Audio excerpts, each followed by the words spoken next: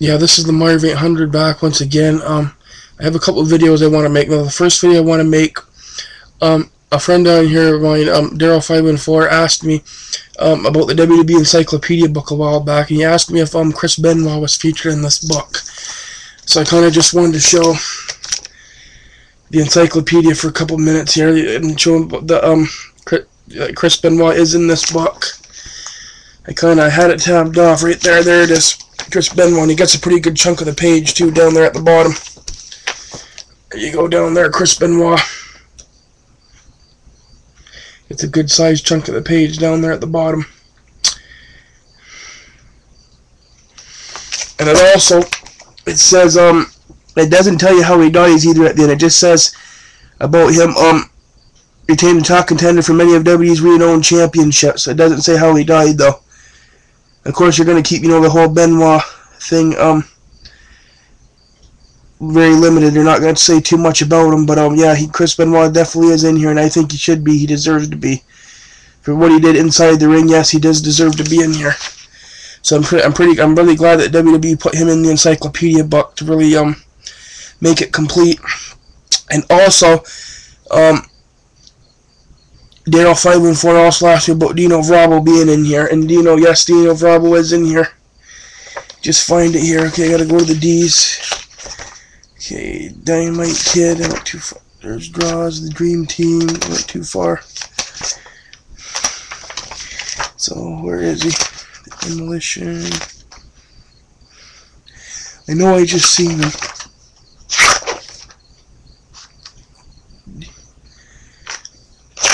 Let's see, where'd Dino Bravo go?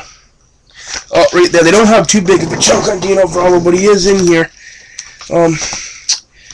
Take this thing. These laps are a pain. I gotta take this off for a minute. There's Dino Bravo right down there in the corner. Now they don't have too big of a chunk on him, but if you can see that, let me move this down a little bit. Right down there in the corner. It's hard to get the picture in there to zoom in properly, but there's Dino Bravo down there at the bottom. So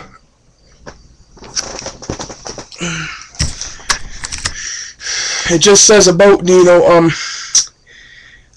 trained by Canadian legend Dino Bravo began his ring career in 1970 and formed a popular tag team which men are known as the Italian Connection. In 1978, Dino debuted in the WWE and soon won the World Tag Team Championship with Dominic DeNucci. After a 3-month reign with the titles, Bravo competed in singles competition before he left the company in 1979. After a 7-year absence, Bravo returned to the WWE and became the bleached blonde associate of the Dream Team. He also joined forces with Greg Valentine in the new Dream Team. Now,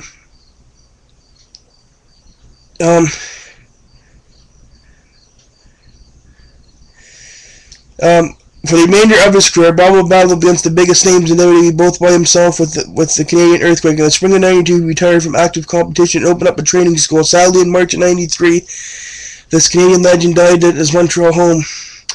Whether he was a fan favorite or a rule breaker, Dino Bravo was remembered as one of the most powerful men in WWE history. Now, of course, they're going to put the bleached blonde Dino Bravo down there. Everybody remembers a lot of people don't always remember the blonde Dino Bravo compared to the darker Dino Bravo of the early years when he had darker hair. Everybody always remembers the blonde hair of Dino Bravo. He was famous more for being blonde when he came back to the WWE. So, and it just says his year active from 19 years active. See the 6. Actually, they made an error on Dino Bravo. They had him active. Okay, 70s to the 90s. Okay, I was reading it wrong. I thought it said they had him active in the 60s, but no, 70s to the 90s, so that's right. So anyways, and it says titles held the World Tag Team Championship and the Canadian Heavyweight Championship. So yes, Dino Bravo's in here. One of my all-time favorites as well, Dino Bravo. And I also wanted to show, see if I can find Rick Rude. I wanted to show Rick Rude, being a big Rick Rude fan. See if I can find him here. Razor Ramon. Still, you got Ric Flair who gets this whole page here. There's Ric Flair gets that whole page. Martel, Ricky the Dragon Steamboat. You would have them under Ravishing, though, when they not under just Rick Rude. Okay. Let's see. Yeah, right down here, Rick Rude actually gets a pretty good sized chunk. Ravishing Rick Rude. There's Ravishing Rick Rude down there at the bottom. Look at the size of the chunk Rude gets. That's good for big Rick Rude fans like myself. It's a good one. Then you got Randy Savage on this side. He gets the whole side of the page. Over on the other side, you get Randy Macho Man Savage. And yeah, so I'm really glad they have that big chunk on Ravishing Rick Rude in here. I haven't really got a chance to read a lot of this book. I haven't had it very long, but I haven't really got a good chance. I've just kind of skimmed through it here and there. I haven't really got a good chance to read it yet, but yeah, I definitely want to read more of this book. And I believe also Hogan gets his own page here. Let me check to see if the Hulkster gets his own page. Yep, the Hulkster gets his own page too. Just like Flair did, they both get a good size chunk. There you see the Hulkster. Whole page there. And then you also got, I just wanted to quickly show a couple more and then I'm going to end this video. There's Andre the Giant, who also gets his own page. Legendary Andre the Giant. You got,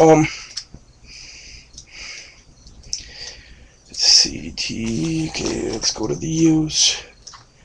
Go to the U's for a minute.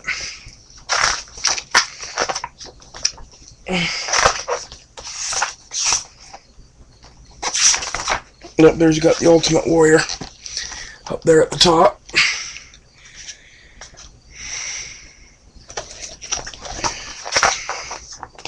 And there's a really good sized chunk on the Undertaker. Gets all of his own page. There's a good one on the Undertaker too in there. All gets his own page.